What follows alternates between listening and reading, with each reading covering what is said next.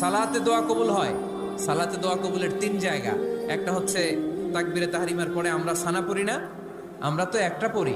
আল্লাহর হাবিব সুন্নাহ এবং নফল নামাজে আরো পড়তেন সানা, ওই দোয়া কবুল হয়। 2 নম্বর জায়গা সালাতে সেজদায় পড়ে দোয়া করলে কবুল হয়।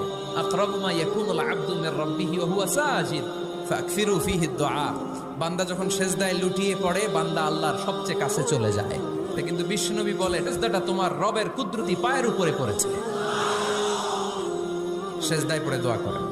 সালাম ফিরানোর আগে বিশ্বনবী দোয়া করতেন, লা ইউসাল্লিমান্না আহাদুকুম হাত্তা ইয়াতাআওয়াযা মিন আরবা'a। আল্লাহর হাবিব বললেন, 4 জিনিস থেকে পানাহানা আছে আমার কোন উম্মত যেন সালাম না ফিরায়। তারা যেন পড়ে, আল্লাহুম্মা ইন্নী আউযু বিকা মিন আযাবিল কবর, আউযু বিকা মিন আযাবি জাহান্নাম, আউযু বিকা মিন ফিতনাতিল মাহইয়া ওয়াল মামাত, আউযু বিকা মিন ফিতনাতিল মাসিহিদ দাজ্জাল। আল্লাহ কবরের আযাব থেকে বাঁচাও, আল্লাহ জাহান্নামের আগুন থেকে বাঁচাও, আল্লাহ জীবন